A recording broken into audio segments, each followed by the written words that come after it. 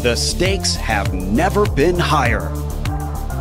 The competition has never been stronger.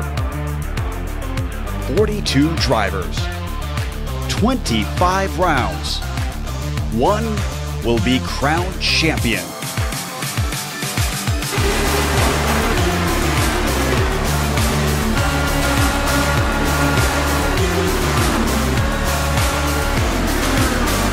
Competition. Commitment, excitement. This is Lionheart. You're watching the premier American Open Wheel Series on iRacing. The Lionheart IndyCar Series presented by First Medical Equipment starts now.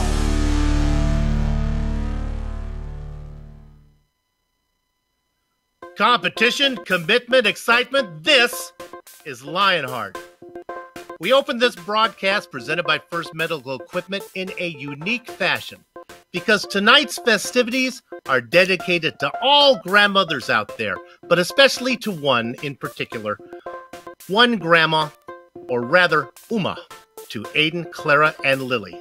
Thanks to the effort of her son-in-law, Mark Amick, the third round of this Lionheart IndyCar Series celebrates the life of Shari Boggs with the running of the second annual AMA 200 at Kentucky. And you can see all the virtual IR18 action live as it happens right here on the Global SimRacing channel via the iRacing eSports Network. From the land of bourbon, bluegrass, and thoroughbreds, hello everyone, and welcome to the Sim Experience Countdown to Green. Over the next 15 minutes, GSRC will bring you all the storylines, all the stats and facts you'll need to appreciate the AMA 200 at Kentucky that will immediately follow as we count down to green. And here to do all of that is yours truly, Bill Soups On, joined way up in the press box to bring you our bird's eye view by former real-world IndyCar driver and a man who has some sour memories of this place, Richie Hearn. I'm Jed Yaman, has director duties armed with cameras locked and loaded by the Ansel Adams of iRacing, Dougie Beard. Kentucky has been on the Lionheart IndyCar schedule 5 times, with 5 different winners. Richie, tell us a little bit about this place. Yeah, thank you, Soup. And here we are at Kentucky Motor Speedway. It's a traditional D-shaped 1.5-mile asphalt racing oval. The track is very wide. It's 72 feet wide, so it kind of produces easily 3 grooves around the track. It's got 17-degree bankings in turn 1 and 2, 14-degree bankings in 3 and 4. It does have a very tight exit off of 4 as the banking descends onto the front straightaway there. But probably the best way for you viewers to get a view of it is let's jump on board that GSRC lap guide.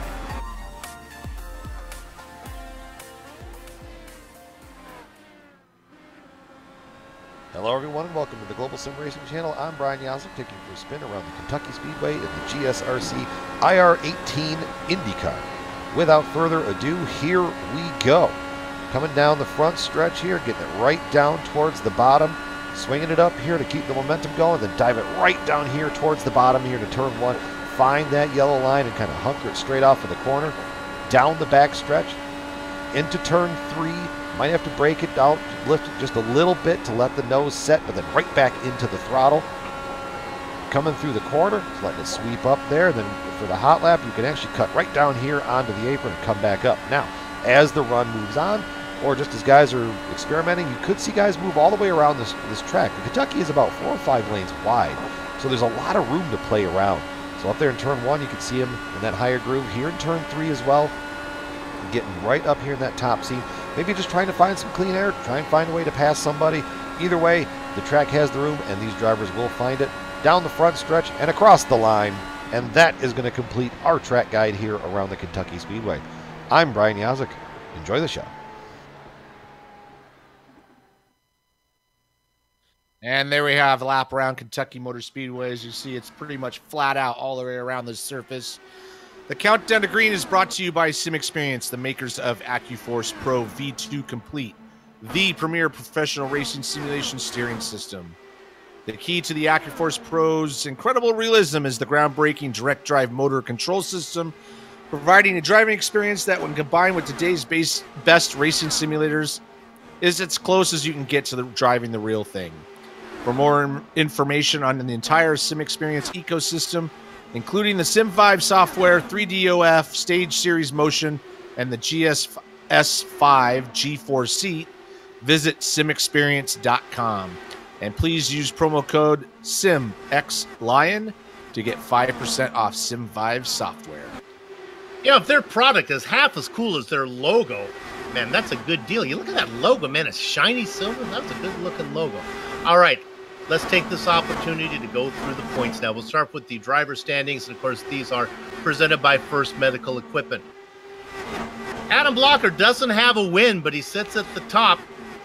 He's 13 points up on Dan Guerin, who won the season opener. Now, as you look through all of those names, when we did this last time, the only rookie that you saw in there was the Sandman, George Sandman, who was down in 16th position. Not the case now.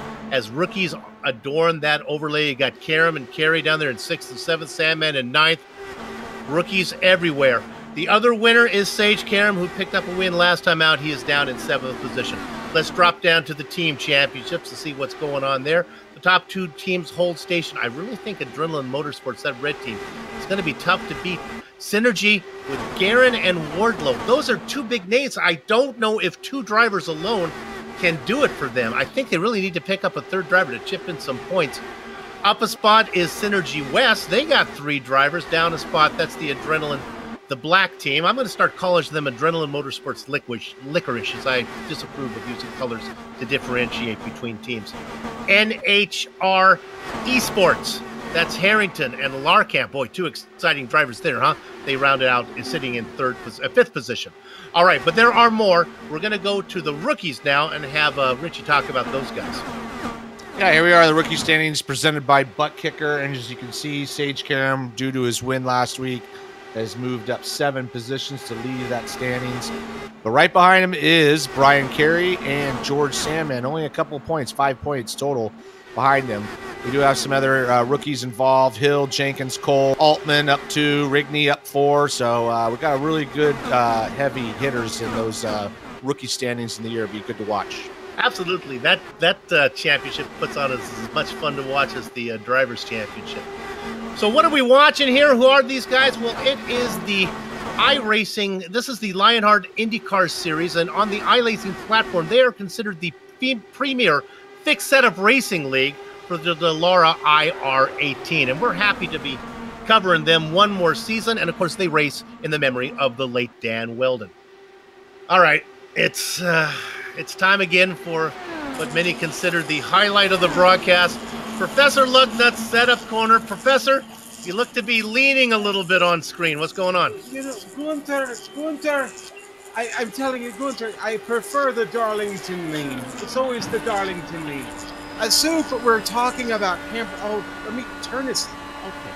We're talking about camber tonight. Tires. Well, guess what? You can lean tires over to the left, to the right. You can have them even in the middle if you want.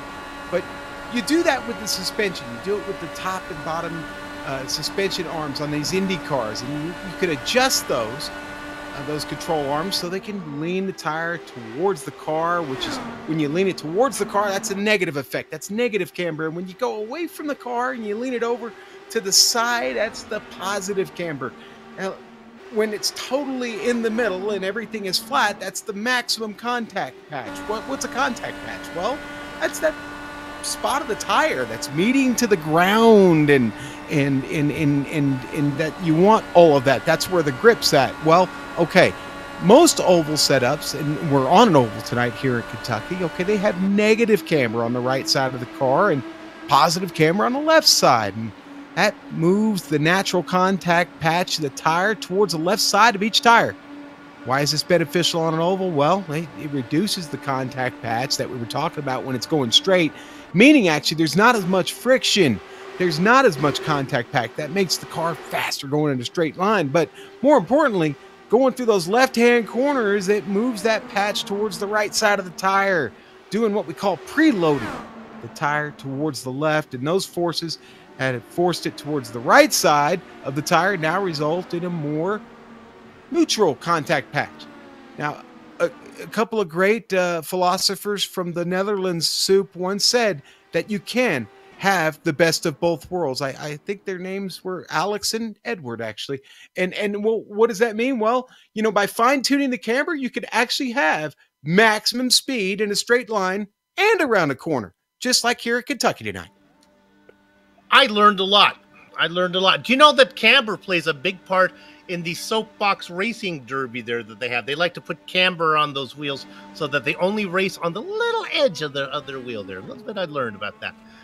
Boy, that's some interesting stuff. Thank you, Professor. I can't wait to hear from you again next time. All right, Richie, let's go to something a little more traditional, and that would be series detail. Yep, and these series details come to us thanks to Minus 273, the premier name in karting gloves. For more information on Minus 273's full line of gloves and apparel, visit minus273.biz. Use promo code LHRS for 25% all orders. Now here's the series details. We're in Season 7 of the Lionheart IndyCar Series. We're running round 3 of 24 for the 2019 season. We got 3 driver drops. We're running the Dallara IR18. The setups are adjusted, but they are fixed, and we're working on total cash and prizes of $9,652. There you go. Let me tell you, the Professor Lugnut, boy, he's like Elvis. He has left the building. Once he finishes this segment, he is gone. All right, it is the OMA 200 here from Kentucky. Let's get her name right as we take a look at Bart Workman. Yeah, right now we're watching qualifying going on, and James Krahula is sitting on the top with a 24.245. We got only 5 drivers so far. 7 drivers now have put times in. George Sandman, one of our top rookies, sitting up there in the 2nd spot at the moment. Time of day, it's about, well, let's see. It looks like it's almost 8 o'clock here on a middle of May night. Sun beginning to set. You can see the shadows getting long. We got Sage Karam on the screen, putting in his qualifying lap at the moment. Let's see what we can do as he's going down the backstretch. I expect him to be right up front here for this race. I don't think qualifying is going to be that important. Just race strategy and keeping it clean will be more important. And he crosses the line and pumps it in at 2nd spot. We got Jason Robarge up in the top spot. Hey. 24.222. Sage Karam at a 2.42. And James Krahula at 2.45. So a lot of 2s in there. Basically, you got to go from 1st all the way down to 19th at the moment before we get to the 2.24.3s, 20th, actually, at the moment. Dan Guerin makes it to the pole. He holds the record for the fastest lap time here. Wardlow comes in at P3. All right, so that's going to move Sage down to 4th spot at the moment. Got a few drivers left to qualify. About 5 to be exact. What do we think here, Richie? Is this going to be a draft track? Is this going to be a one-line track? What do you expect? Nah, I would expect to see a 3-groove track. It's very wide and it's banked pretty evenly. So it might be a little tight through the front stretch with that little kink in it with the D-shaped oval part. But I expect to see some pretty much wide open. I haven't done much running here, so I don't know what the tire wear is going to be like. So that'll be interesting to see how it plays out. But I think it's pretty much going to be wide open for everybody. In the 5 previous races, 3 of them has finished under green, 2 have finished under yellow. Coming around, looking for a time for Goodman. Right now, Conant Harrington is, well, Michael Goodman bumps him down to 3rd. Michael Goodman puts it into the 2nd spot. Actually, Dan Guerin and Michael Goodman the exact same time, all the way down to the thousandths of a second. 24.209. Dan Guerin did it first, so he's going to get the point. He'll be the point man for that. It might be based on who's more handsome. I'm not sure how that actually works. I guess if you do it first, that's your spot. Okay. Guerin over Goodman right now in an identical time. All right, it looks like we are done, so let's go ahead and get to our grid right now. Richie, we have time. We'll take it a row at a time. On the front row, it's Dan Guerin. He's going to be flanked by Michael Goodman. Richie? Starting in the second row, Connor Tarrington, and right next to him would be Jason Robage. Wouldn't be an Lionheart race without the Candyman. Dustin Wardle sits in fifth, flanked by Ken Hacker. Next up will be real-world current IndyCar driver, Sage Karam, starting seventh, and right next to him will be James. A couple of veterans populate row 5, Brandon Limkeman and Tony Schowen. Starting in 11th will be our own Brian Yazik, and next to him will be Chris Lanini. In the Baker's Dozens position, racing in the OMA onboard camera car, it's George Anzaldo, flanked by Joe Cadigan-Flanagan. Starting 15th will be Andrew Kinsella, and right next to him, Ron Hacker. And favorite Tyler Graff races in 17th. He's going to be inside of Stefan Larkamp. Mike Rigney 19th, Jason Galvin 20th. In Blackjack, it's Joe Branch, Big Joe Hassard in the double duck spot. Joe Branch in 21st, and oh, sorry, you just said that. Sorry. Brian Beard will be 23rd, and Brian Carey will be 24th. There's the Bryans right next to each other again. David Altman and Bob Mikas go 25th and 26th. George Sandman down in the 27th position. He's got some work to do. And Mark Cohn right there next to him in the 28th. Is Sandman a road racer or was it? He sits 27th on an oval. 29th and 30th, Paul Jenkins and Bart Workman. 31st, Isaiah Dupree, and next to him is Greg West. Samuel Ryman and Damon Martinez are the next two drivers. 35th will be Robert Bluen, and next to him will be Scotty Johnson. 37th and 38th, Scott Bolster and Brian. It's not easy being Greenlee back in 38th. And way back in 39th, which I'm surprised to see, is Justin Weaver. And next to him will be Chris Stouffer in 40th. Another big name that doesn't belong back here. How about Adam Blocker in 41st position? John Hill, the 42nd driver. There you have it. We have a full field here today. We do have some onboard cameras, and we'll get to those as soon as they start to roll. Look at this beautiful shot from above. One of our onboard cameras will be the pole sitter, Dandy Dan Guerin in the number 8. He's in the Track Racer onboard camera car, designing high-end gaming accessories since 2008. Hey, Big Joe Hassard in the number 11. He's in the Butt Kicker machine. Bring more realism and immersion to your sessions, buttkicker.com. And then we talked about this before. George Anzaldo in the number 6 in the OMA Memorial onboard camera car, remembering Aiden, Clara, and Lily's OMA, Shari Boggs. Let's bring up the weather real quick as they go around. Take a quick peek of what these guys are dealing with. Oh, this is pretty friendly weather for Kentucky.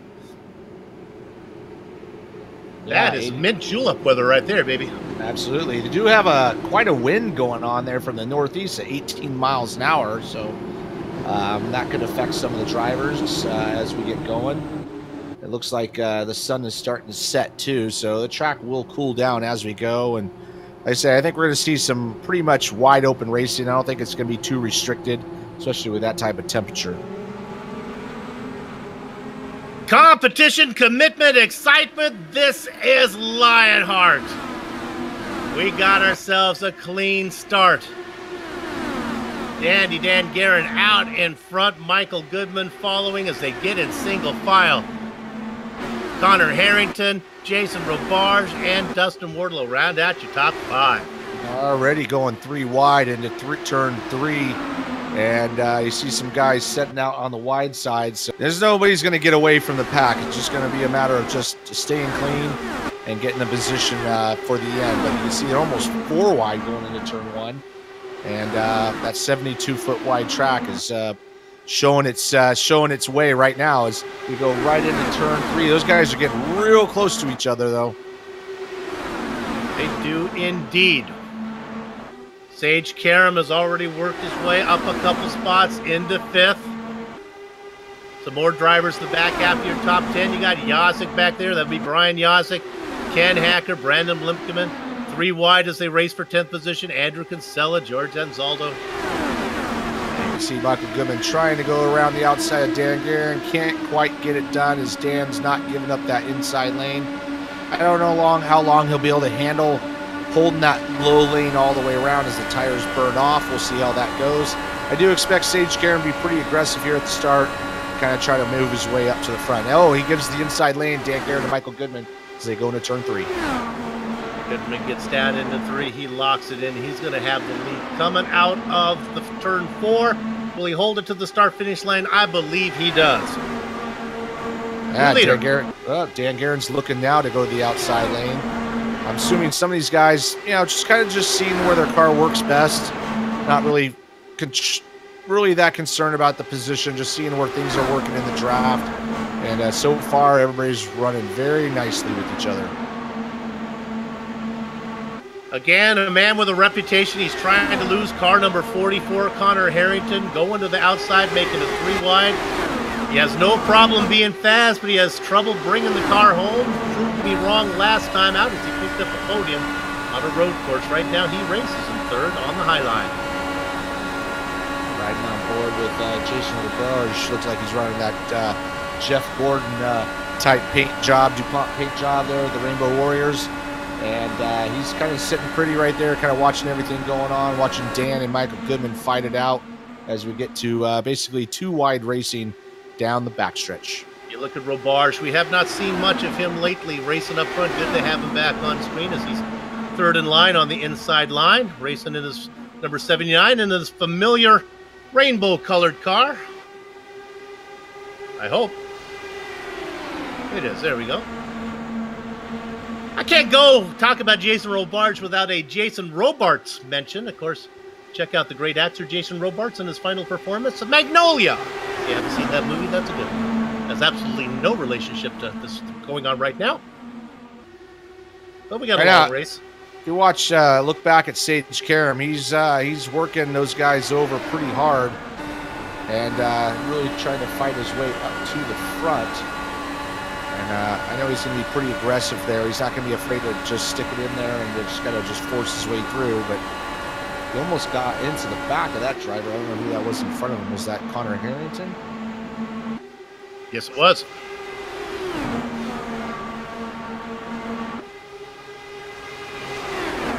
Talk about a driver. Let's jump you back. I'm going to jump you back to Chris Stouffer in 28th position. He's our hard charger right now. Started in 40th, is up 12 spots. Got a long way to go, but plenty of time to get there. Yeah, pretty much, racing going on all the way through here with Dan Guerin and Connor Harrington now going side by side, but all the way through the pack. We got people three wide, 2 wide, all over the place. I think everybody's kind of taking it easy, trying to feel it out until we get to that first pit stop. Saw Stouffer go to the inside, pick up a few more spots. So, we didn't bring up our racing Ellis. How far are we racing and how far can we go? We like to do this after we get a little bit of racing under the way. 200 laps on slate. Oh, you know what? That's just 200 laps. That would be a long time. It's 200 miles. It would be like, what, 134 laps if I know my math there. Maximum fuel is 38 laps, not 38 miles. So, there you go. Up front, still Dan Guerin and Connor Harrington swapping back and forth. That's been going on for a while. Justin Wardlow hanging on to 3rd. Kind of separating out a little bit. Sage Karam working the high line in turn 4. But he's got Ken Hacker looking to the inside of him, but can't quite make it happen. We might be seeing a little bit of tire wear as some of these guys aren't quite able to hold that bottom line, and they're starting to run more of the traditional oval line, entering high, down low, and exiting high. So we'll see how this plays out. If we get a yellow late in the race, that yellow line is going to be your friend. But if not, you're going to have to just kind of fend for yourself. Again, we look up front at that battle. And again, Harrington's kind of sticks his nose out there. Don't know if he's much interested in making the passes, maybe trying to get out of the Dan Guerin wash. Uh-oh. We got a problem. Brett Stouffer, it was our hard charger. Got into Brian Carey, or Brian Carey got into him, depending on your point of view. And here's the replay. Going into turn 1 here. That tri-oval is a little tricky. Watching Chris Stouffer. Gary in the blue car. Yeah, as they come up and they just kind of get into each other on the straightaway. So, Chris Stouffer was just running that traditional line. He just got up a little bit high. So I don't know if he's getting some aero wash. And we're actually on board here. Yeah, from this angle. Let's give Carey the benefit of the doubt, and he got a little aero wash, and the car pushed to the inside. I think I might be being generous there. It's a little bit like the accident I had in 2002. Got to lift sometimes. Talk about that accident. Yeah, we'll talk about that later. As they come into pit lane, we'll get to it. All right, no problem. But they're coming in pit lane. Everybody's pitting. It is a pit party here. So obviously tires are a little bit of an issue, and we'll see how this plays out as they come out. Here they come. Guerin will have the farthest stall. He pulls in. Got to be careful, as some drivers have missed their stalls. That's going to cost them. And one thing Dan Guerin has an advantage of is that they do have a rule here, just like in the real world, is that you can't enter your box more than 3 stalls, but you can't go through 3 stalls as you exit. So with Dan Guerin being the first stall, he can just go straight out. Everybody else is going to have to make a turn to get into that pit lane. The big loser on that one, Sage Karam. Losing several positions now, down into 11th. Yeah, hopefully he didn't run over a couple of his guys that are sitting out there waiting for him. We got a lot of onboard cameras. One of them is George Anzaldo. I'm going to take a second and talk about this as grandmothers are special people, I think we all could agree, and Shari Boggs was no different. In remembering her, we can honor all the grandmothers, both still with us and no longer with us. Shari was an educator for most of her adult life, and she loved teaching and helping others. So get this, that trait got her honored in 2017 with the induction into the Hackettstown Medical Center Foundation. She's a Senior Hall of Fame member for her significant volunteer work. Now pay attention, Shari was a volunteer head of the Hackettstown, New Jersey pajama program. That's a national organization that provides pajamas, boy, I like pajamas, and books to children in need. She was the driving force behind 1,600 pajamas and 1,300 books going to local children. Aiden, Clara, and Lily, hey, your Uma sounds like a pretty cool girl.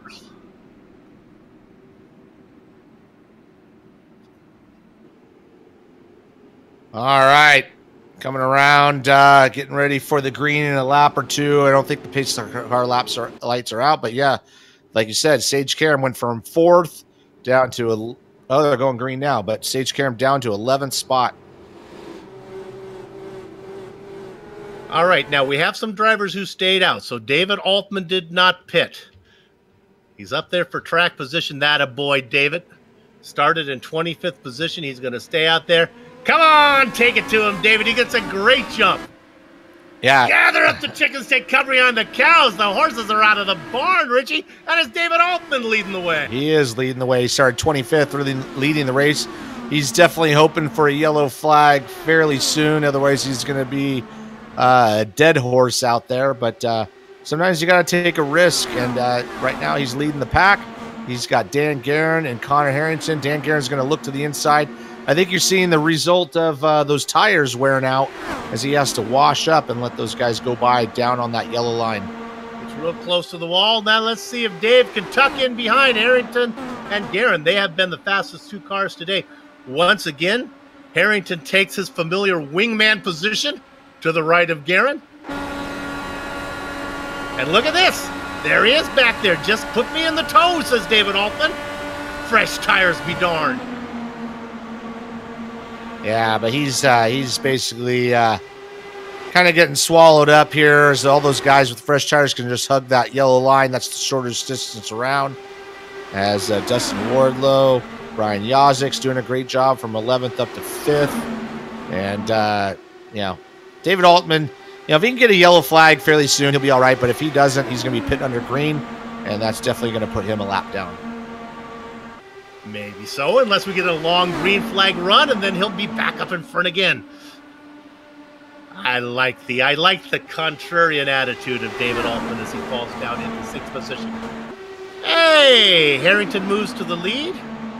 And how about the Candyman? Looking sweet as he picks up in 2nd position. Yazik in 3rd. Sharon dropping back to 4th. Yeah, that was quick work from those guys. Pushed Dan back to 4th spot. Got a long ways to go in this race, so it's as we go. David Altman still holding on to that 5th, 6th spot, but he's got a hungry pack of cars all over him in the back. Andrew Kinsella up to 13th, starting 15th. I like to bring up Adam Blocker. I don't know what's going on there. He started 41st, still in 32nd. He is our reigning champion, and I would definitely expect him to be up higher. So I don't know if he's got some issue, but we'll keep an eye on him as we get along here.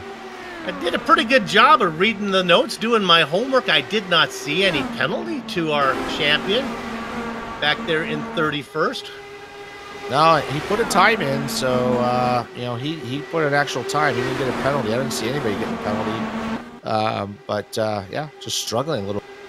Maybe just doing a little sandbagging back there, racing with some of the common folk. Sage Karam not be able to do much so far. Was in 11th on that restart. Now he's actually in 12th. Struggling a little bit. Well, now he's up to 10th, so excuse me. But we got a spinner. And he gets collected. That is Michael Goodman. I don't know if he's going to bring out the yellow. I don't think he went all the way around. Now it comes out. No, it was Andrew Kinsella. Oh, and the carries on after that. Andrew Kinsella and Ron Hacker does some gymnastics. Ooh, it looks like Michael Goodman turned down. I don't know who was on the inside of him, but just kind of turned down on him. He got sideways, and here comes, I think that's Andrew Kinsella, and just all sorts of melee. This is obviously David Altman's best friend right now, is getting that yellow flag, but a lot of cars taken out. Oh, that even happened. There were some more in the back that got caught up in this one. Yeah. All right, here comes Kinsella. And this might give you a good view of, I think Hacker might get in front of him. We'll see if we can see Hacker do his somersaults here. Yeah, I think you'll see Kinsella. He's just running the high line, and that happens in front of him. Goodman's comes up, has nowhere to go. Kinsella spins, and boom, there he goes. There he is. And that car right there in front of him is going to the stratosphere. Now we'll go on board with the man that we were worried about laying in the back, doing some sandbagging, some common folk racing. Well, this is what you get when you back here racing with these guys. Oh. Yeah, that is the risk. He actually looks like he made it through, but, for Andrew Kinsella, once again, he never qualifies well. He does have really good finish races, but the risk is that you can be caught up in one of these accidents. And it looks like everybody's pitting. Well, some guys are. Harrington and Wardlow and Branch stayed out. Yeah, you're right about that. Larkamp and Bolster. But they've only been out there for 11 laps.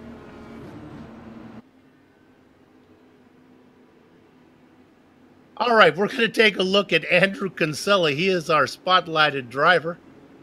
Before we lose him in this race, we're not sure if he's going to be able to come back here. Here's Andrew Kinsella. Talk a little bit about him. You can see what's going on. Car number 41. You can see him in the pits, but that's how he looks when he's out there racing. 48 starts.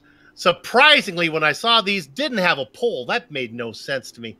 Career wins of 60. I thought that, or 6, that was about right. 30 top 5s, 38 top 10s. His first start was back in Homestead in Season 5 in the season opener. Finished third in the championship. So our spotlighted driver, Andrew Kinsella, we were going to keep an eye on him the entire race. Don't know if Hackett is going to come back out and race. Yeah, he hasn't exited the car yet. I think he's waiting for a tow.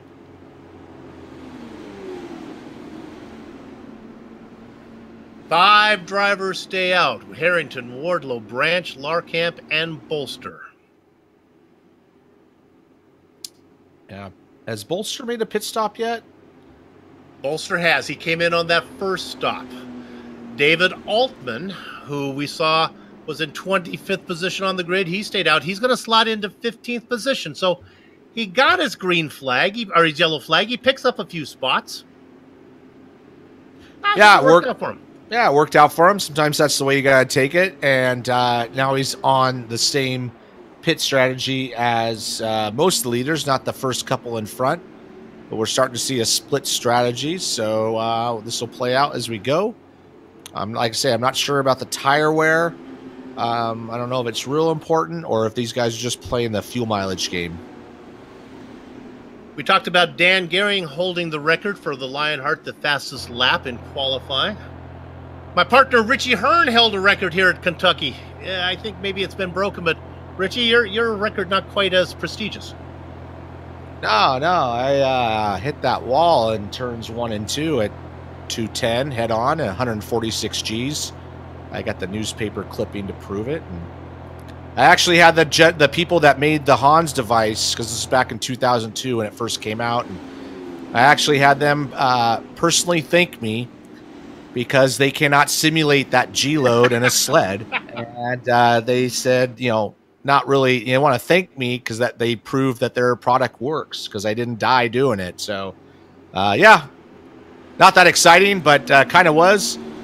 Not butthurt about it, just kind of disappointed, but it was a big one. And for those of you who really don't understand what we're talking about a real world 148 G, is that what you said? I think it was 146, but that's what we need to get in iRacing. We need to get that type of immersion in here. So if you hit the wall, someone just comes, hits you in the head with a baseball bat, and you can just decide whether you want to go out and do it again or not. My wife has a special skull-shaped frying pan she stands behind me with every time I put it in the wall. Boink! That's called immersion. So we do have the stadium. The stadium lights are coming on, as you can see. It's starting to go from dusk tonight, so track's cooling, and here we go. All right, our leader is Connor Harrington, but remember, these top 5 guys are going to pit about 14 laps earlier than the rest of the field. And who are those drivers? Connor Harrington, Dustin Wardlow, Joe Branch, Stefan Larkamp, and Scott Bolster.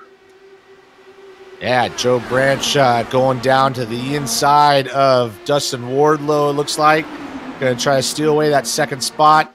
Stephen Larkamp doing a great job. Started 18th all the way up to 4th spot. And then right behind him, Scott Bolster working on Stephen Larkamp. So starting to get a little hot and heavy up there, that top 5. Well, I tell you, my driving instructor told me twilight is the toughest time to race. Man, it is dark out there right now. The lights have not taken effect. It's about as dark as you can get in an iRacing sim right now. It'll pick up here in a minute as soon as those halogens start beaming down onto the tarmac. I just want to make a mention. We didn't talk about this, but George Salmon has exited his car, so he is caught up in that wreck as well. Andrew Kinsella is still sitting there waiting for his car to be fixed, I think, but he is definitely out of the race.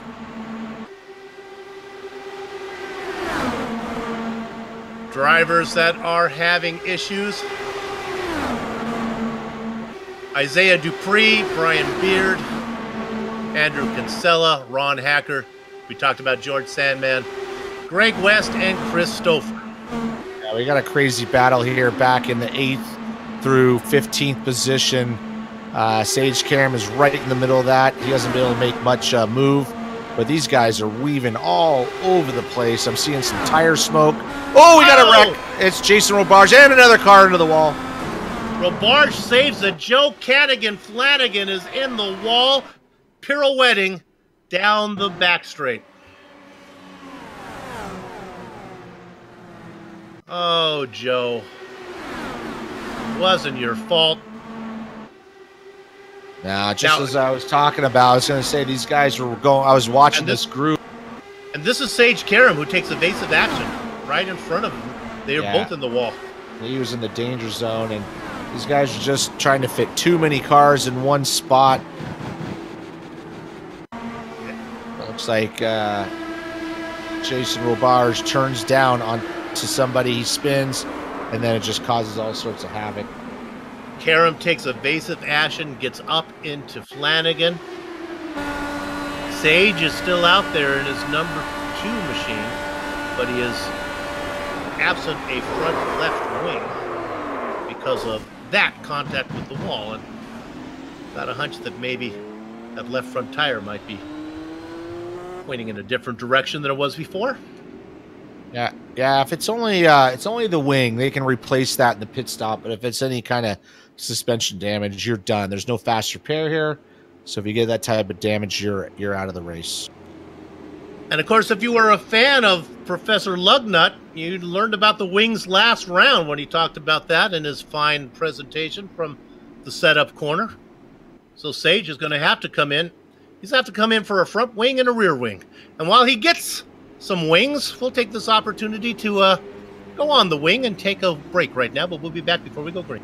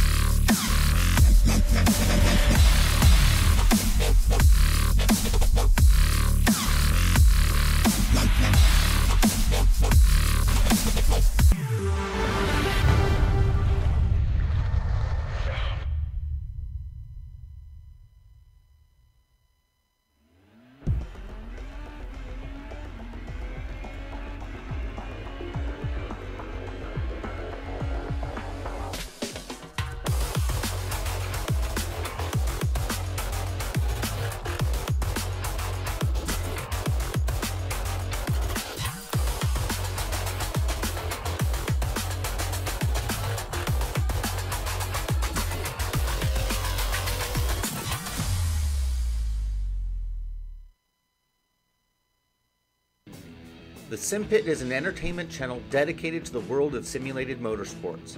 The SimPit is a leader in providing the sim racing community with news, reviews, interviews, DIY pieces, and instructional videos to make sim racing a better experience for all.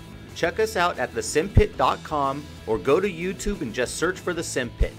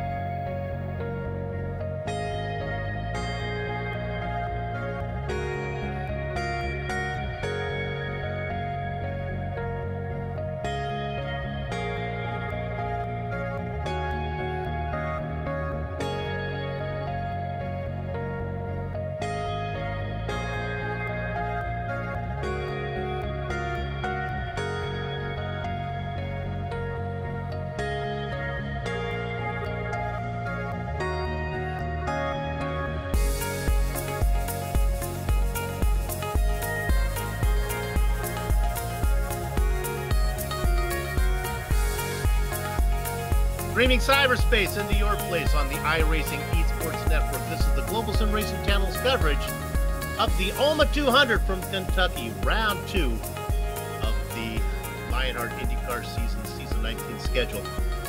Butt Kicker products add instant immersion to any game. Unlike a subwoofer that moves air, and loses accuracy, and Force Butt Kicker products move actual mass, producing a haptic immersion that's powerful and accurate. Butt Kicker products add that missing car-to-driver connection, bringing more realism and immersion to your sessions.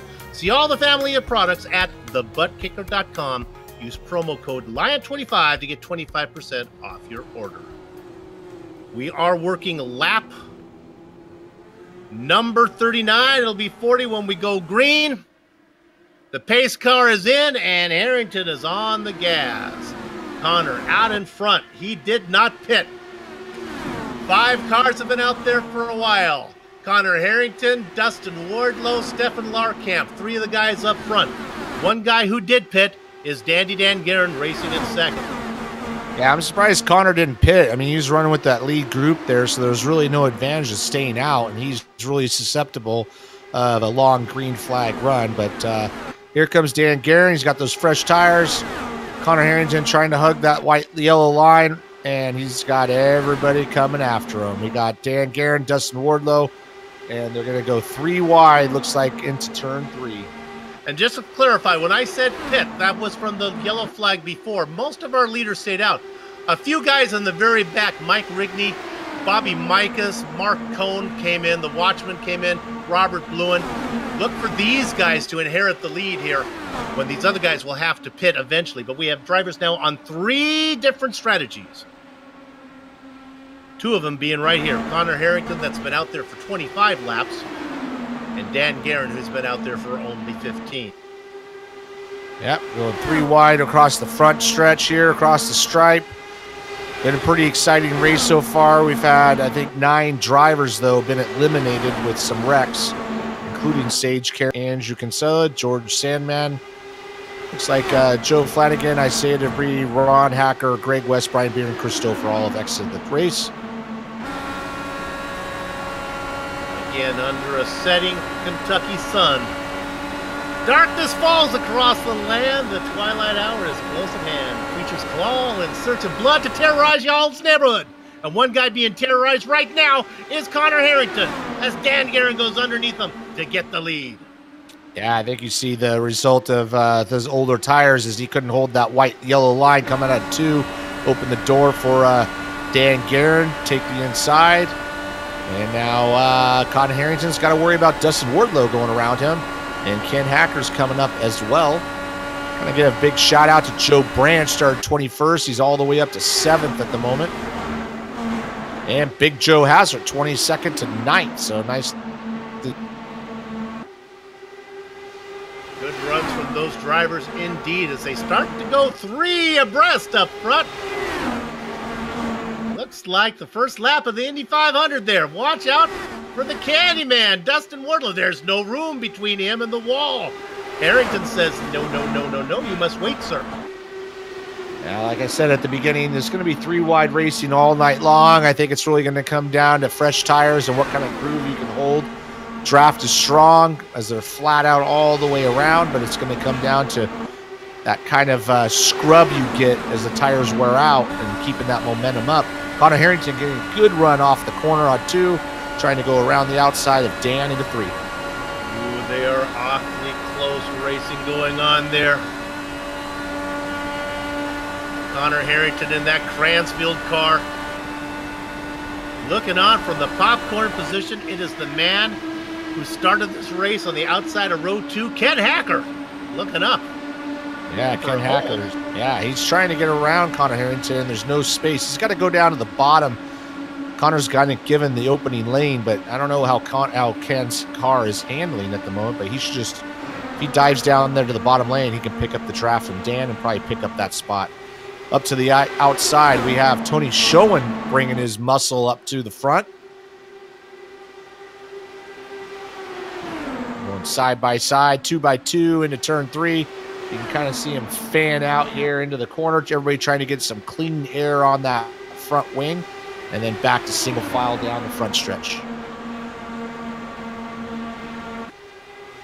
Harrington working on 33 lap stint. Guerin working on a 22 lap stint. Yeah, our max fuel stint's about 38 laps, although he's had some yellows in there. So let's extend that maybe into the low 40s. But if Connor doesn't get a yellow flag here, he's going to be hurting for certain, as he's going to have to pit under green. So it's a little bit of a risk with the way this race has been going. We've seen a few yellow flags, and he's hanging in there, but he's going to probably hoping for a yellow flag fairly soon. Boy, at risk of taking you away from a pass for the lead, I want to quickly talk about the driver in 24th position, Mark Cohn, car number 39. Why do we care about him? Well, he's the watchman, and he's the leader of all the cars that came in under that last yellow. He's going to be able to stay out there a little bit longer. If we go green, look for Cohn to be your leader. Oh, for maybe a dozen laps or so. Yeah, I mean, we're kind of reaching that point. It's a good move by him to come in. Sometimes, usually the race settles out after a few yellows, and if we get a long green flag run, that's going to move him right up to the point. So he has a little bit of cushion as far as waiting for that yellow flag to pit. It does indeed, and of course it puts those other drivers at risk of pitting under green and maybe going a lap down, although they can probably get a pit stop in before Cohn would be able to come around and lap him. He's so far back. We're watching Steven Larkamp back here, and he is really running that high groove. He's just trying to keep that momentum up, and he's not trying to take the low line as he's trying to get around. It looks like Tony Sharon, as he does, Tony Shawan, he goes to the inside, but Shawan kind of carries that momentum. So Steven Larkamp's running that kind of that Kyle Larson type line, just keeping that momentum right around the ridge. So kind of noticed that a little bit earlier. And remember, there are no fast repairs in the Lionheart series, either in this series or in the Retro series. You break it, you bought it. And what that means is, as drivers, attrition sets in and we have less drivers, that's less chances for an incident. We have a tendency to run longer green flag runs at the end of a race, because there are fewer drivers out there. That's why my black sheep eat more than my white sheep. Let's go back to the 32nd spot for a second. Nothing too exciting, but that's our second place starter. Michael Goodman was running up there at the front. He's hanging in there. He's still on the lead lap at 30, and he's running 32nd, but he's able to kind of survive, and we'll see how this works out for him. We've got a long way to go, so I don't think we've seen the end of him, but he was fast out there. Yeah, we have a ways to go. Lots to play out. We're only working lap number 57. Dan Guerin still able to hold that point. He still has Connor Harrington trying to go around the outside. I don't know how hard Connor's trying. He's just kind of staying in the clean air. I know Connor is working looks like lap 41 since his last pit stop, so he's got to be getting close. Even though he had some yellow flags, he's got to be getting within 5-6 laps of him having to come in the pit. Good news and bad news for Dan Guerin. Good news is he qualified on the pole. Good news is he's leading the race. Bad news is, in the 5 races held here at Kentucky in the Lionheart IndyCar Series, no one has ever run from the pole. Well, that's not surprising as we see the type of racing we're getting here. It's just there's just no way to get away from anybody. So you can be the fastest guy to start, but there's a lot of other elements that go into winning this race.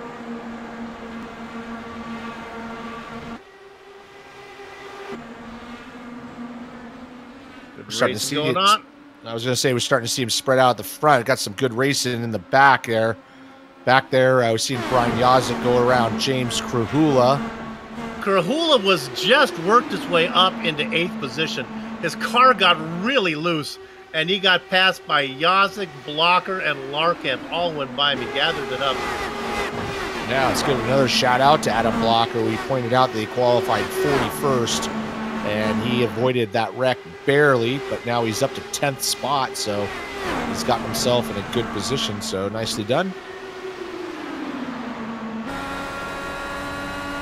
Right back. A lot of familiar, similarly painted cars. Fortunately, they have Krahula out there in that fluorescent machine. Really stands out late at night. Look at this going by.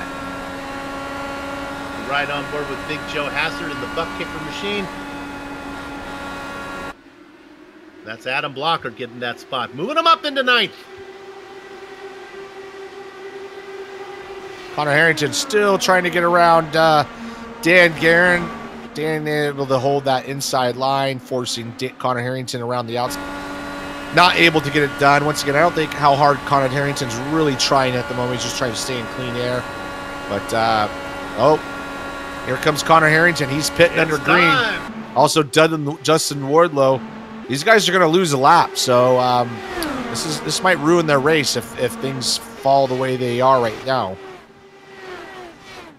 They will go a lap down. Everyone else will lap them, but of course they still need to pit. So if a yellow were to come out, the other drivers would come in for a pit stop, and they would get stuck behind the pace car. They would get the wave around. So I guess it wouldn't be the worst thing to happen to these guys. No, it wouldn't be the worst, but if we continue to go green, they're never going to get a chance to make it up. So, I'm not so sure that it was a risk that Connor Harrington needed to make. He was already running up front. So usually you do those type of things when you're running in the back, and you got to make up some positions. And we saw that. I think that was with Scott. Who was that? Scott Bolster that did that before? Jason Robarge just put it in the wall, but he's okay. We touched this lightly on that rule, Richie, but I believe when you were racing, they didn't have that rule. If you were stuck behind the pace car, I'm not sure they gave the wave around. I remember many an IndyCar race where the leader would start under green from 4th or 5th car in line. Yeah. Does that make sense? Correct me if I'm wrong on that, but does that make sense? They changed that not too long after I started. So, if the pace car picked you up, I think what they do more now is the pace car tries to pick up the leader immediately, and then there's no wave around, so it just is automatic. But I've had many wave arounds in my career. I wasn't always up in the front, so it did work out sometimes it doesn't. David Altman making a stop. David Altman was the name I was talking about, where he stayed out there and tried to make up some spots. Excuse me on that, but it's obviously not working out for him again. So here, Dan Garrett, go ahead. Yes. So now we have all these drivers that have been out for 40 laps. They'll be coming in soon. It goes all the way down to Chris Lanini in 13th position.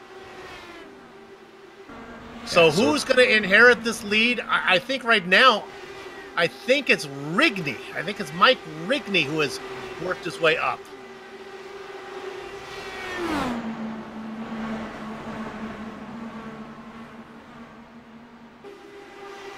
Oh, let's go ahead and talk to Andrew Kinsella. We'll do this. Bring him in. Andrew Kinsella, your day ended early. Yeah, one of those things. Not much you can do. Tony and Michael got together, and it was just a little closer to your mic, Andy. All right, how's that? That'll do. We'll make it work. Yeah, you got caught up in something that really wasn't your own doing, huh? Yeah, Tony and Michael Goodman got together, and Goodman started a quarter spin through the corner, and I tried to go high around him because I was committed to the outside, and just didn't quite work out.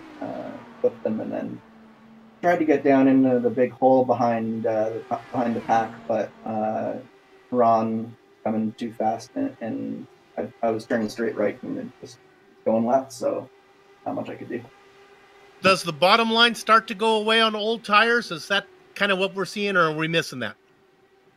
It starts to go away a little bit, but I think the bigger thing is staying out of the air in front of you. I think you'll find the guys who are searching for that clean air will be making the most progress forward for most of the race. So as people sort of shift towards the high line, as the low line starts to apparently give away, I think the adventurous guys who search for that low line, I think they can still make some passes. Got it. All right, well, this is why God made drop races. We have 3 of them, buddy. You'll have to use this one. Good luck to you the rest of the way. Thanks, Sue. Andrew Hackett Kinsella, always in the hunt for a championship. Not the result he was looking for today. More pit stops. Yeah, holy moly, not more, a bunch of them. Yeah, green flag pit stops. Leader is just coming out of the pits at the moment. But like you said, Damon Martinez is out there in the lead. He should be coming in fairly soon, I'm assuming. But we got our leaders everybody cycling through. Martinez is in. waiting for Justin Weaver to come in his Moby's Dickies machine. He's going to stay out one more lap. Because if you eat at Moby Dickies, you get lots of energy. That's why he can go that extra lap. When we do these green flag pit stops, if you can see, if we can, not right now, but when they come out of the pits, that exit lane is really tight.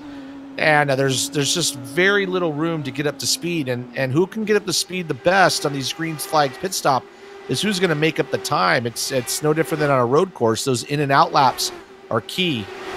And if we can stay on the shot here when he comes out of the pits. Yep. Here comes Justin Weaver out. Yeah, so if we can watch Justin Weaver, when he comes out of the pits, just look how tight it is when he comes around this corner. I mean, it's not your traditional just blend out lane, and it's really hard to get up to speed, and that's going to be the key on these green flag stops. Like I said, is who can make up that time and risk it going through here. So here he goes, and he's going to start picking up speed, but you can see it's not even really a lane, and it's tough. It was really tough. That's really important. That was a great shot. I learned a lot on that one. I like that indeed.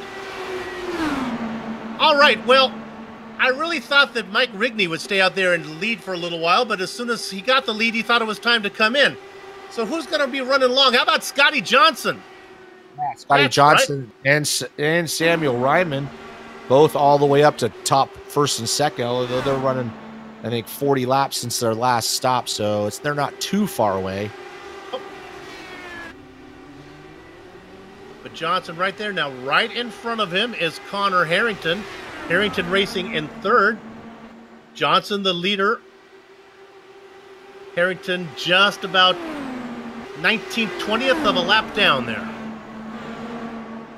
Yeah, and Connor Harrington, we talked about him, wondering about him staying out earlier, but it's working out for him now, as he's going to inherit the lead here in a second, and it worked out for him. Well, I wonder if he came in early. Wonder a few more laps on new tires. Maybe he was a little bit faster, because now he is ahead of Guerin by almost a second. But of course, he's on about 10 lap older tires than Guerin is. So we continue to wait for Johnson and Ryman to come in. I don't know if the tires make so much difference in the speed as it does as far as the raciness of your car at this point. So it's just more about track position. Really just kind of throwing the dice to see when those yellows come out, if they do come out, and that's going to play a part on where you place on the grid, basically. Scotty Johnson pits, and that's going to turn it over to Samuel Ryman. Hey, Sammy, you're out in front. Yeah, started 33rd, running the lead, getting a lead lap in. 43 laps on this stint. Look, he just went 43 laps. There's only 82 to go. He can do this on one more stop. He wants this thing to stay green. Yeah, that's working the math backwards. If we do go green, he's going to be looking good. Those other guys will have to come in for a splash and go, so you never know. Oh, he misses his box, comes in a little bit weird. Hopefully he didn't run over some of his guys there, and he's going to get going. But yeah, you're right. You know, I didn't really think about it that way, but you work the math backwards. He's looking fairly good as far as maybe making just one more stop. Connor Harrington cannot do it on one more stop. Guerin is on 10 laps right now. That would add 10 to 83 is 93. Means he would have to go 46. Man, I don't know. He'll need a yellow flag to make that happen. Yeah. I know we showed 38 laps earlier, but I'm assuming if you could save some fuel, kind of cruise, you could probably squeeze out maybe 40 laps under green. Of course, we just saw Samuel Ryman go, I think I said 43, but of course a lot of those were under yellow. Yeah, if you're going to go that route, you got to start now. You can't wait till the end. So you got to, we got to pass for the lead here as Dan Guerin goes to the front.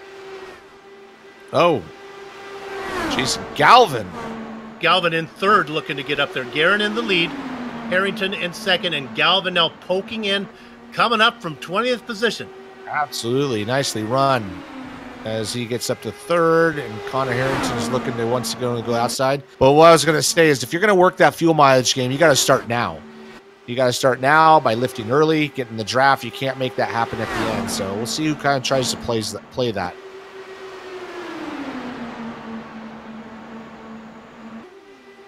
Aaron, your leader. The New York driver, Connor Harrington, looking to his outside in his familiar wingman position. He likes it right out there, clean air. He feels comfortable. The Bakersfield boy, Jason Galvin, back there in third. Adam Blocker's getting a run on Big Joe Hassard as he comes to the inside out of turn 2. He's going to make that move cleanly. Start Adam Blocker doing a great job from 41st to 7th. And, you know, qualifying position didn't matter to him, obviously.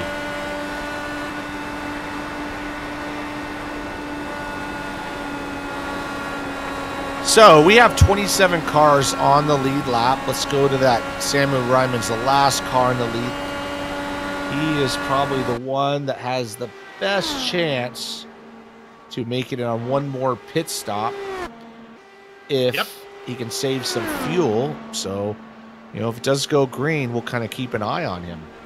Ryman has 1 lap advantage on Scotty Johnson. Remember, Scotty was ahead of him, but came in a lap early, turned it over to Sam. Sam was able to stay out.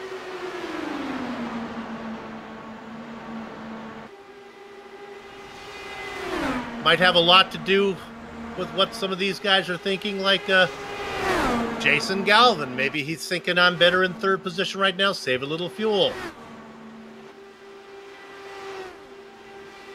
Let's drop back to 5th position. A little bit of battle here between Blocker and Ken Hacker. Ken Hacker going underneath. Thank you very much.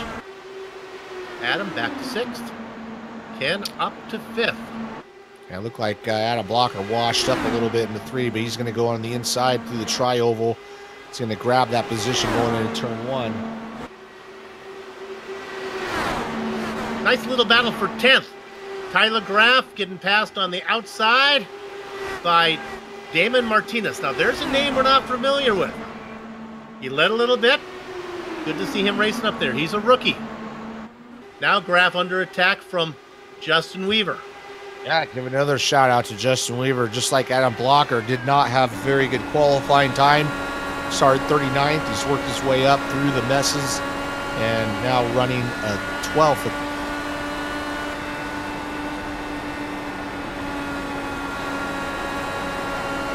Tyler Graff underneath. I'm sorry, on top. Coming up on Big Joe Hassard in this Mosaic machine. Big Joe racing in 10th. We also have a battle for the lead. 3 wide going into turn 3. Dan Guerin's got a whole bunch of 2 cars behind him, left and right of him. Single file through the tri-oval. But we got Connor Harrington going around the outside and Jason Galvin very hungry for that lead as he keeps trying to get right down to the yellow line underneath Dan Guerin. Yeah. Galvin had evil intentions there as he was going down low. He was not going down there just to feel it out. I think he was seeing, what will this car do and can I get to the front? Yeah, I mean, if you're right. You know, right now you're probably trying to see, okay, so if I'm in this position with 2 laps to go, how do I make this work? So you do get an aero wash behind these guys, and sometimes it's just timing a little bit of a breathe off the throttle and get that run off the corner. And this is just kind of practice at this point for some of these gentlemen.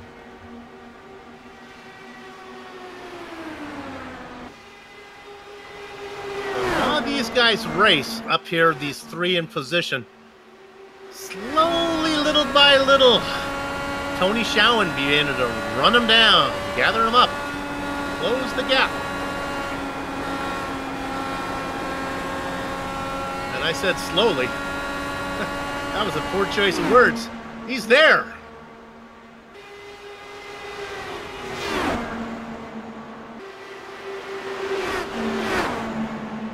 I know we talked about Samuel Ryman kind of maybe able to hang in, but he's in danger of going a lap down as Dan Guerin is coming down the tri-oval, and the next car in front of him is Ryman. Damon Martinez just brushed it on the wall, coming off a 4. Once he was there, he decided to turn it on down. Yeah, he missed it, and he had to take it all the way around the track.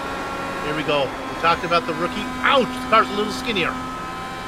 Yeah, just kind of crushed that right front in a little bit, so not going to steer very well at that. Up front, we do have Connor Harrington still trying to go around the outside, but like I said, Big Joe Hazard and Samuel Ryman, they're in danger of going a lap down. So if they're trying to save fuel, they need to start picking it back up, because once you go a lap down, it's hard to make that up. There is no lucky dog. All he needs to do is really stay close enough that if those guys have to take an extra stop, but remember, Sammy, it's only going to be a splash and go. So if you go a lap down, I'm not sure you're going to be able to get back around. We'll see. Nah, the only way this is going to work is if he stays on the lead lap. So if you go a lap down, I mean, you really need some luck at that point. You need the yellow flag to come out at the right moment, and then that really just puts you on the same pit strategy as everybody else. Your only hope is that it goes green, but if you go a lap down, it's tough to make that up. So we'll see. Here we go, though. But Chris Sleepy Lanini pits with 34 to go. I guess we're in the window. Maybe I might have miscalculated here, but these guys are all out there racing now. We're at the one stop will get you there, right? Yeah. So when I told you that Harrington could not do it on one stop, I was incorrect. He's going to make it. Yeah, so what do we have? 32 laps left? Yeah, we're well within the window. When did he pit last? Harrington's been out there for 38 laps. He's pitting now, so he's comfortably in the window. There's 38 green flag laps for Harrington. Ryman comes in as well. He got to his mark. Yeah, he probably decided that just pit now. Now, here's the thing, though. You could pit now, take less fuel, and gain that track position that way. So that was probably a smart move by him. Just come on in and just get back out there and just see how it plays out. My apologies for miscalculating the math there, but that's what we do at GSRC. The Global Sim Arithmetic Channel. Tony Sharon now going around Galvin. Sharon up into second. Galvin back in third. Stalking us. And Galvin comes in. All right, so basically they're proving us wrong, Stoop. So yep. We're just going to see how this plays out. And, blame it on the director. Usually Amjad checks me when I make a math error there, so send your letters to him. Galvin up in front right now.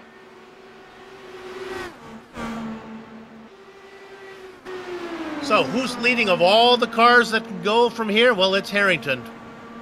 He's our benchmark, back in 15th, 14th spot now. Rigney, Bolster in. Could this be the round for Connor Harrington? Yeah, right now, Dan Guerin, though, he's out there. He's just staying out. It looks like he's just going to go the traditional mount all the way up to lap 38 or so. He's probably hoping for a yellow. If a yellow flag does come out now, he's gonna stick a lot of those guys a lap down. So he's going to go right to the end of this line. Tony Shawan as well, with those guys working 34 laps. Scotty Johnson, though, he's hanging in there. And it's changing up front fairly quickly, but we'll see how long Dan Guerin goes, and that will kind of dictate where we play the rest of the race. One of the wonders of modern timing and scoring, I can give you the interval from Guerin to Harrington. It is 37 seconds. Now, that's a lap plus. A lap around here is about 24 seconds, so consider it 24, a lap, and then maybe an extra 13 seconds. Yeah. So keep an eye on that interval. Yeah, I think the difference is that Dan Guerin, the longer he stays out, the less fuel he's going to have to take to finish. I'm pretty sure that Connor Harrington had to take a full fuel tank. So we'll see how that plays out when Dan comes in, but that might give him a huge gap over Connor Harrington. Connor Harrington was on about a 12 or 13 lap disadvantage. He had about 13 laps less of fuel in his car. So yeah, he should take longer to fill it up. Fortunately, fuel fills up pretty quick in these cars. Here comes Sharon. This will give us a good indication of how this is going to play out in relationship to Harrington. Comes into his box very clean. Yep, sorry. Oh my goodness, Harrington Ooh. almost made contact as he was hustling. That's what Jason Galvin, this is for position.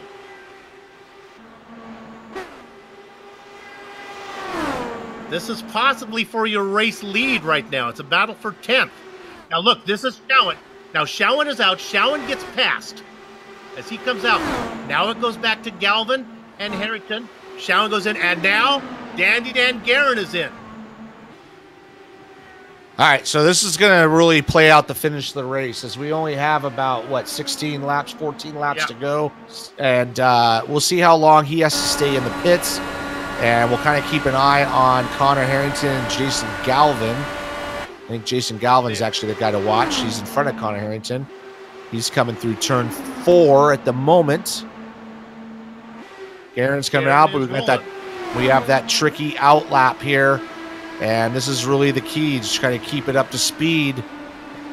Jason Galvin's going to go right by him at the moment, and Connor Harrington. So and definitely don't hire me as your race strategist. He just got beat right there. Dandy Dan back in 4th right now. Good news is for Guerin is he's close enough to get back up into the mix here with 21 laps of racing to go. Yeah, he's definitely close enough. He's got fresher tires, but I would have thought that played out. Ooh, no, Galvin! And there's going to cautions out, so there you go. Never mind. He's going to be right up behind him, but... and it gets worse as somebody collects him. We're going to look to see who catches him. Oh, my goodness. It is Bobby Mikas just T-bones him. Oh, that meat got tenderized. Oh, yeah. Oh, man. Connor Harrington just swiped the back of Jason Galvin. And oh, don't hit me. Oh. Ugh. Yeah, unfortunately, I got to call out Connor for that a little bit because he just tried to time it a little too closely. And if you watch, he just swipes right through the back of him and spins him out. Didn't really need to cut it that close with this many laps left. I know he didn't do it on purpose, but it definitely ended Jason's race right there. And entered Connor. And Bob Mikas with the best paint job, helmet paint job out there. Take one more chance for Bobby Mikas, who has retired. There he is back there. The Von Hansen's Meat Machine. If you're a vegetarian, get some of their flavored pretzels, man. It is delicious. If you're a fan of Bob Mikas, close your eyes right about now, because this is not going to be pretty. Oh! Yeah, that's not what you want to see in an IndyCar, is the sky. Well, I learned from A.J. Foyt, if you're trying to avoid an accident, aim for the car, because by the time you get there, it won't be. But unfortunately, that doesn't work if the car is stationary. Well, we got ourselves a sprint race.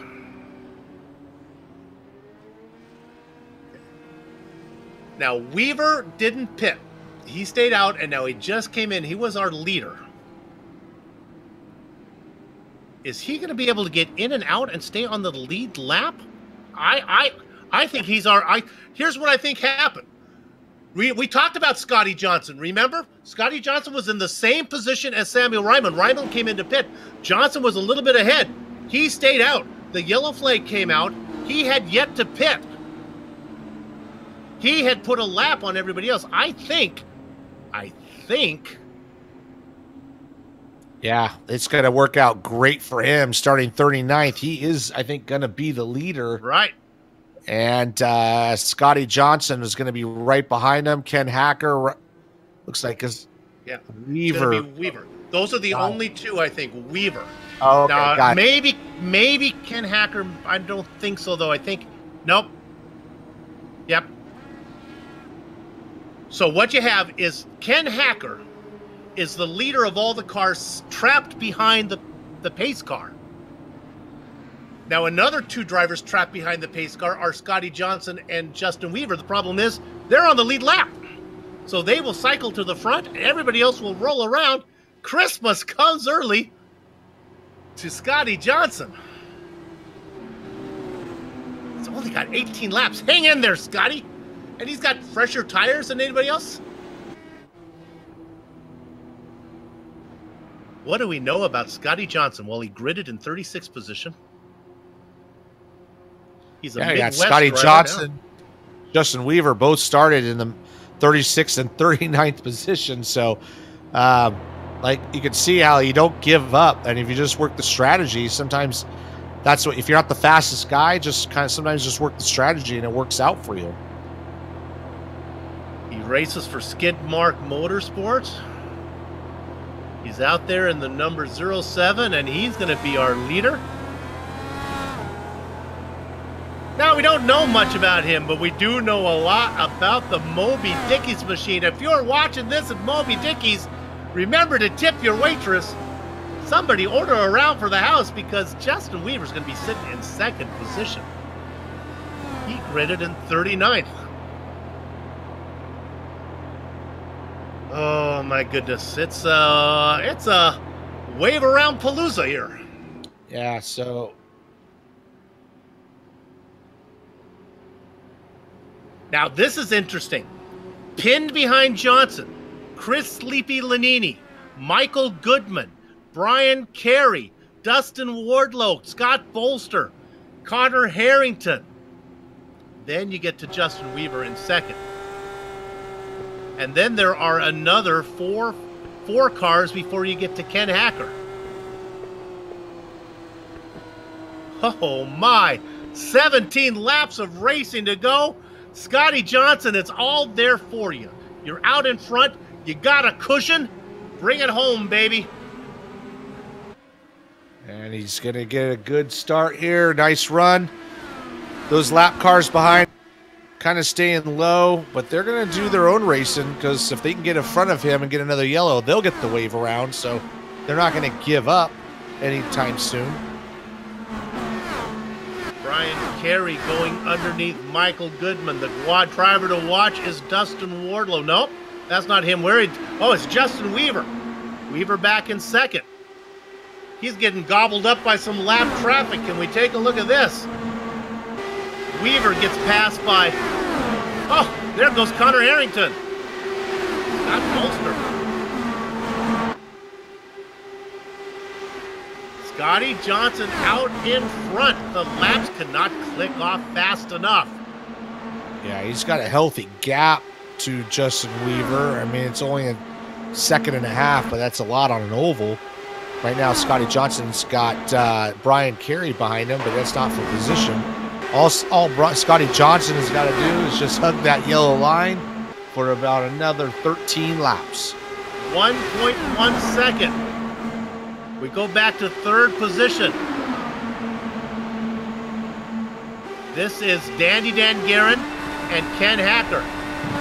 Guerin still has a chance to win. He's got 13 laps to get to the front. He's only 2.5 seconds back, but he's your pole sitter. Yeah, Dan Guerin's been, I think he's led the most laps as well, so got kind of caught out a little bit, so he's going to be in a little bit of a rush to get up to the front. He is getting passed by Ken Hacker, so he's got his own battle for third spot. Ooh, almost. Got to go to P1 because it did not take long for Justin Weaver to get there. So here's what's up. That's Scotty Johnson. He's on the outside in the dark car. He's the leader. Brian Carey in the blue car up front is a lap down.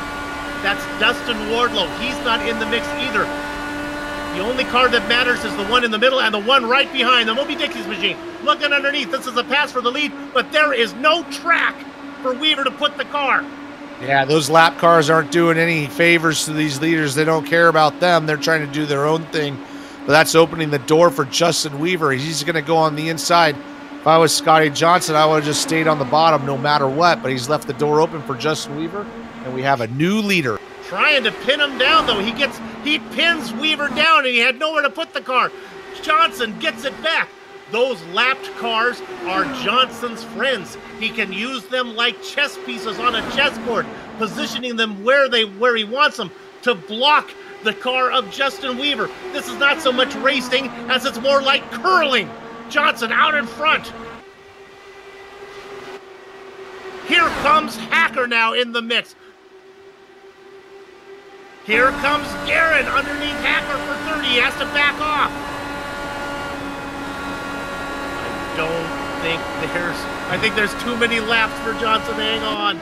Yeah, we got a four-way battle for the lead, but only two are actually racing for the lead. So we do have some jam cars in there. It's going to make this interesting to the end. Scotty Johnson currently in front of Justin Weaver, but they have a lap car in between them and to the left of them. So this is not over. It's not going to be a straight fight. We got some players that might influence this to the end. The boys are back in town. Ken Hacker in third. Dan Guerin in fourth. They are in the mix now. They can see Justin Weaver right in front of them. And not too far behind is Adam Blocker and Tony Schau. Scotty Johnson on the inside, keeping Dustin Wardlow right there. Using them to use up some track. Justin Weaver has nowhere to put the car, and he can't wait any longer because Hacker and Guerin are there. 6 to go. And Dustin Wardlow's not giving up on trying to get his lap back, but unfortunately, he's making it hard for Scotty Johnson to run his normal line. 5 to go. Johnson on the low line. Loving every second that Dustin Wardlow, the car that is in 16th position, 1 lap down. The leader of all the cars 1 lap down is Dustin Wardlow. But he's being a very influential part right now as Johnson is pushing him, maneuvering him, trying to put him where he wants him. Now he pushes him a little high. Uh-oh, this is bad news now for Johnson because Weaver has no chess pieces to worry about. But here comes Ken Hacker, who has to check up. Yeah, Weaver right now, if I was Scotty Johnson, I would not, that yellow line, I'm going to stay on that all the way around, make those guys go around the outside now that there's no more lead lap cars. Scotty Johnson down into corner number 1, 3 to go. Hugging the inside like a too small pair of Fruit of the Looms. Justin Weaver now is clear of lap traffic, but he is 0.3 of a second back. Hacker is there. Guerin has finally negotiated his way around traffic. Adam Blocker is in the mix now. Adam Blocker up into 4th. 2 to go. Now Justin Weaver's got to deal with Ken Hacker. He was trying to catch Scotty Johnson, but Ken Hacker's going to go, he's going to go right around the outside of him, no problem. Put Ken Hacker in P2 on the chase for Scotty Johnson. We have 2 laps to go. The effort it took for Hacker to get around Weaver might have cost him too much time. Johnson may be able to bring this home. There is 1 lap here on the white flag. 4 corners. The interval is 10 car lengths. Scotty Johnson is going to steal one. Round 3 in the OMA race here in Kentucky. He's going to win the OMA Memorial in Kentucky. Goes to Scotty Johnson. Ken Hacker gets 2nd. Yeah, Adam Blocker in 3rd. He got around Justin Weaver and Dan Guerin. Justin Weaver struggled there at the end, so give Adam Blocker, Dan Guerin, Tony Schau, and Brian Yazik all in front of him. Awesome job to Scotty Johnson. Everything played out to his spot. 36 to 1st. Great job. The two-dimensional fans are on their feet. The 6th race here at Kentucky in this series. The 6th different winner as it goes to Scotty Johnson as he steals one. Oh, my. Time for me to put in one of my prescribed medicine from my cardiologist here as we see Scotty Johnson doing donuts. With that, we'll take a short break. We'll come back to run down the entire finishing order that will start with Scotty Johnson. Talk to some of the drivers before we put a lock on the gate. Back in a few.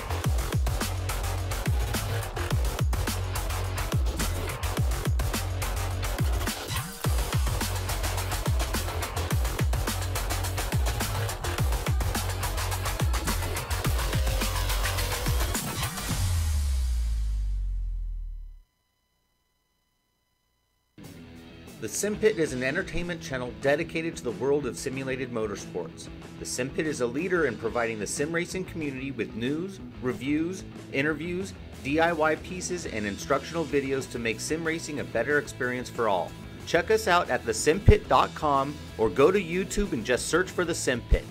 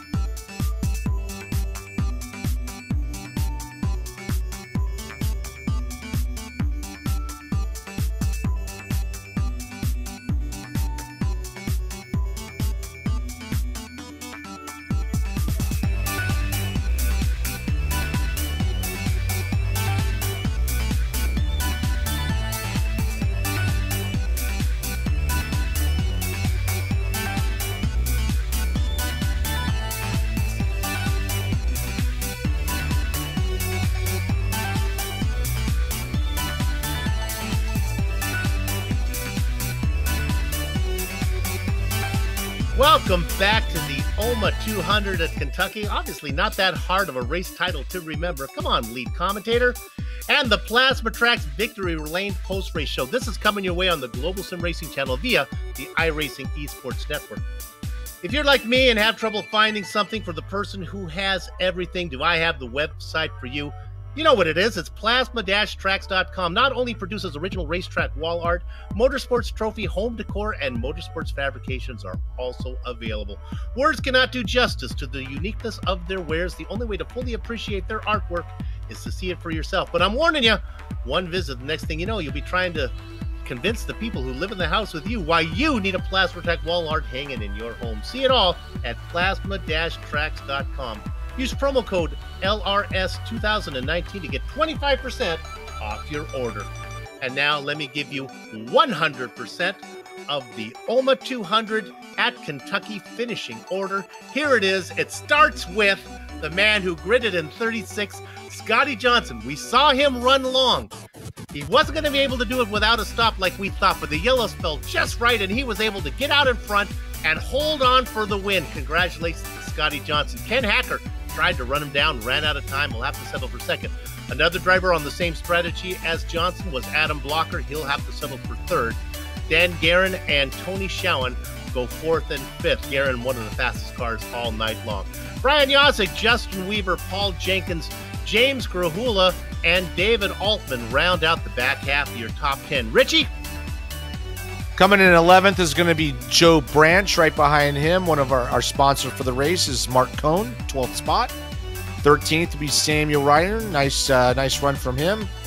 14th will be Brandon Limkerman. 15th will be Tyler Graff. First car lap down is going to be Dustin Wardlow in 16th. 17th, Scott Bolster. 18th, Brian Carey. 19th, Bart Workman. 20th, Robert Bluen. Then we got a lot more to go here. In Blackjack, it's Michael Goodman. The double duck spot to Mike Rigney. Big Joe Hazard a lap down in 23rd. Connor Harrington, after sideswiping the gearbox of Jason Galvin, is in 21st position. Brian is not easy being Greenlee in 25th. Chris Lanini, George Anzaldo, and John Hill go 26th, 27th, and 28th. Stefan Larkamp, look at the big names well back here, 29th, and in 30th, it's Bob Mikas, who we saw get tenderized. Richie? 31st speed, Jason Galvin, who had a little incident there. Not his fault. Damon Martinez, 32nd. Jason Robarge had a run up front for a little while, comes in 33rd. Sage Karam, not a lucky day for him. Started 7th, 34th position finish. Joe Flanagan, 35th. Isaiah Dupree, 36th. Ron Hacker, 37th. Andrew Kinsella, 38th. George Sandman, 39th. And Greg West in 40th. I'll finish it out here. Brian Beard, 41st. And Chris Stouffer in 42nd. And now we bring into the booth our race winner, Scotty Johnson. I almost wanted to use my Al Michaels, do you believe in miracles? Yes, Scotty Johnson, congratulations. Woohoo, that was fun. Yeah, thanks, Soup. I still don't believe it actually happened. I'll tell you what I think helped you. There was some great lap traffic that you were just positioning just perfect that were keeping guys behind you. Yeah, after that last restart, Justin, I think, got a penalty and had to get pushed back. So I'm like, hey, I got a little bit of a cushion. But I think it was 3 laps. He was right on my butt. So I was like, this is all over. But I had those lap cars were so tight to me. I hadn't raced in traffic all day long. So I was kind of afraid that I was going to screw up and something was going to happen. But yeah, it worked out good. When did it dawn on you that I got this? Quarter 4? Did the last lap? When did you think I got this? Coming out of turn 4. Coming out of turn 4. Well, man, it was an exciting race. Now, you played the long game. You led early on. You got to lead a couple laps because you were running long. So you put yourself in that position to have that happen. Yeah, I really slow in qualifying and running in the back here. I was just trying to avoid any issues. And in the end, I figured, what the heck, I'm probably going to lose pace on these guys not pitting with them, but I'm just going to roll the dice. And, I've gotten podiums 3 times now, and it's always been on races like this. Other 2 times were at Iowa. Did you know when that yellow came out at the end? Did you have to figure out, I said, hey, I got a shot at this. I might be in the lead. No, I knew I was going to be up towards the top, but I hadn't been paying any attention to who was in front of me and who was behind me and all that. There you find yourself out in front with a cushion between you and second place. Congratulations on the win. It was exciting. Thanks, Sue. Scotty Johnson. All right, Richie, who you got? Now we got our second place finisher, Ken Hacker. You got a copy? Yeah, I'm here. Hi, Ken. Awesome job. Started 6th, finished 2nd. Kind of not too much up there in the front, but right at the end. Boy, you were right on the move and had some lap traffic, though, kind of playing a part in that. Tell us a little bit about your race. No, it was just listening to the rest of the team and trying to stay clean. Thought I could get a run there at the end. I finally got around Justin and was trying to chase Scotty down. Yeah, Justin looks like he kind of used his car up a little bit trying to get through those cars to get up to Scotty. He fell all the way back to a 7th, but yeah, that was a good run. It was a great race to watch and some really close calls. Have any times where you thought maybe the race was ended for you? Yeah, there was once when me and Joe got together that I thought I was done, but I got through that and kept going. Nicely done there. Second place finish. That'll be a good points haul for you. Anybody you'd like to thank? Just the rest of the center team helping me out. Awesome. So once again, great job. 6th to 2nd. That's Ken Hacker, and we'll see him at the next race. Okay, I get to talk to Adam Blocker. I'm going to give a warning to his family. Maybe I want to have Adam's DNA checked here because he might be like a pod person sent here from outer space to impersonate Adam Blocker. Adam, that was not you today. You just didn't have it. I know you got 3rd, but you weren't really in the mix for much of this. Oh, I mean, I had it. I just started 41st, so I screwed up on my second qualifying lap, the one that counts, and I went on the apron too fast, too early on the pit straight, and hit the giant bump that exists there, and spun across the line and validated my hot lap. So, and Kentucky the setup was really good, and it was possible to pass, but Kentucky just by its nature is a little bit difficult. So it took me a while to get going, but once I kind of got lucky with a few near misses, I think a car went over the top of my head, and I had to basically stop for when Mark Cohn got rear-ended. I had to stop when he was spinning, and cars were flying past me on both sides. That was kind of interesting. But yeah, once I finally got out of the crazy people and we got a long green run, I made my way from like 21st to 6th on a run, and I just wanted to caution a little bit earlier so we could get the gaps reset, so I could have a go at it. But yeah, had a chance. Too much traffic for you to get up there at the very end, huh? Well, once we finally got a late yellow, we had a little bit too few laps left. But and the main thing was that Garen and the likes of us, we had to get the wave around, which meant we had to go through all that lap traffic. Right. And like Garen, Hacker, and I and Sharon were flying through these people, and we got up there. But if we had like 2 or 3 laps, I think could have won. Yep. That's how it goes. I'll definitely take 3rd out of that, though. That was a pretty crazy race. Congratulations on a well-done podium for you. Adam Blocker, your defending champion. One more, Richie. Who are you going to get to talk to? We're going to talk to our pole sitter coming in 4th spot, Dan Guerin. Dan, you kind of had this race in hand. Yellow flag came out, just kind of a weird spot for you, but you're able to make your way back up to 4th spot. Yeah, I didn't want that caution at all. A few of them bit me last season as well, but last time I got caught a lap down. This time, at least everybody else had to pit, so we got the wave around, but there was a lot of cars in front of us, and I used up a lot of my tires trying to get through them, and King got a run on me, so I let him go by, and we touched entering turn 1 and about ruined both our nights, but we both survived, and so my hat's off to Ken there on 2nd place. Great run for him, and congrats to Scotty, too, on his first win. Yeah, what Adam mentioned that, too, is you guys got the wave around. You had a bunch of cars to get through, and it just took a little too long, but man, you guys fought it out strong at the end. Good job to Scotty. You know, sometimes it just works out for you. You did have a fast car. Tell me a little bit about the tire wear. You know, I was kind of guessing a little bit that, you know, early on you could hold that yellow line, but, you know, about halfway through you weren't able to do that. Yeah, the tire wear there after about 7, 8 laps or so, you had to start moving up the track a little bit. And that's what I was doing with Connor. He kept trying to force the issue and keep me down there, but I wasn't going to have it. So I just kept trying to run a little bit higher. Then, you know, him and I finally just started running side by side, and I just finally got around him completely. Yeah, you guys had a good run up there at the front, and man, a great job, 4th spot. Got to look at it this way, Dan. You know, last year you were having fast cars, but you were getting in wrecks. So now you have fast cars, and you're still finishing in the top 5. So you're kind of ahead of the game as far as the championship goes. Yeah, I'm not going to count my eggs too soon yet, though. Still got a lot of season left. But, yeah, the season's definitely starting off better than last. Yeah, absolutely. So, once again, great run, dominant car.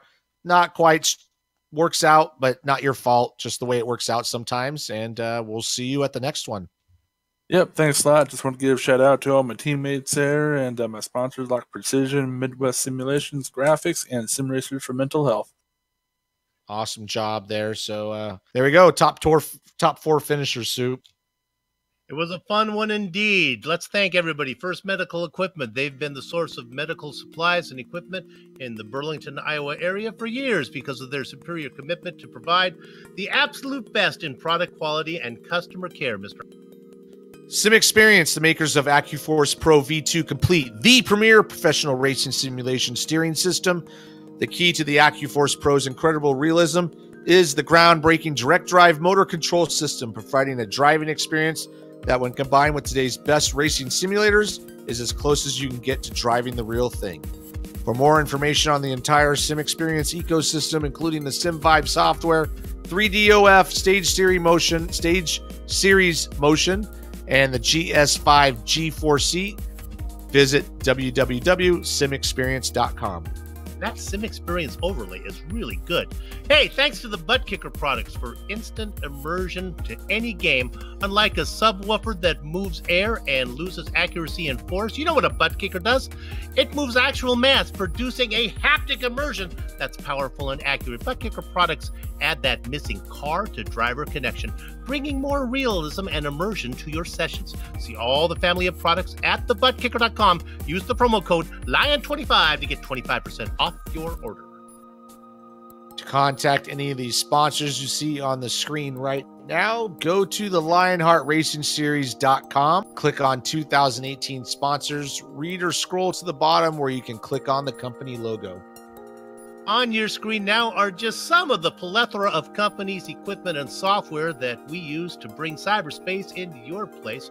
The iconic music that lets your ears alert your eyes you're watching a GSRC production, that comes courtesy of June Malone. See the screen to how to get a hold of her good work. The Lionheart IndyCar Series returns in 1 week, Wednesday, April 10th from Phoenix International Raceway, officially called ISM Speedway Raceway. GSRC IESN will be there to bring you all the action. We hope you join us. The next broadcast on IESN is GSRC's coverage of the Precision Racing League's Radical Series from Monza. Coverage begins Thursday, April 4th at 9 p.m. Eastern. Sliding across your screen now, like Jean-Franc Keely, is the upcoming broadcast, so check those out and mark them down on your calendar. If you'd like more information about GSRC, including a complete list of future broadcasts, you can find it all at globalsimracingchannel.com. We're also on Twitter at GSR Channel and Facebook at Global Sim Racing Channel. Hey, and if you've done so, go on over to our YouTube page and become a subscriber by hitting that big red button. Finally, on behalf of everybody here on the crew, Richie, Amjad, Dougie, the Professor, and Marianne, I'd like to thank all of you for watching as Scotty Johnson gets his first Lionheart Indy win at the OMA 200 at Kentucky. With that said, we're off to have fun storming the castle, and for all you former chiropractors in Montana, let the dogs chase the geese. Until next time, race clean, race hard, and we'll see you on the track.